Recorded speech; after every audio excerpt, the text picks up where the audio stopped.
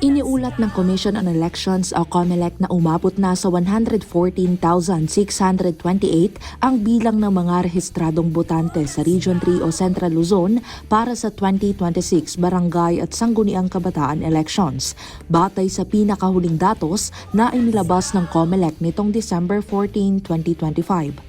Kabilang ang Gitnang Luzon sa mga rehiyong may pinakamaraming rehistradong botante na pinangunahan ng Calabarzon sa bilang na 203,438 at National Capital Region na nakapagtala ng 114,820 na rehistradong botante.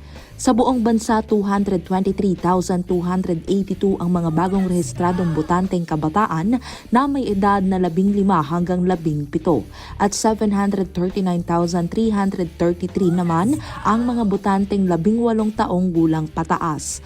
Patuloy ang voter registration araw-araw mula alas 8 ng umaga hanggang alas 5 ng hapon sa mga tanggapan ng COMELEC at satellite registration sites hanggang May 18, 2026. Nakatakdang ganapin ang barangay at sangguniang kabataan election sa November 2, 2026. Ako po si Carmel Joy Miguel, nag-uulat para sa Balitang Unang Sigaw.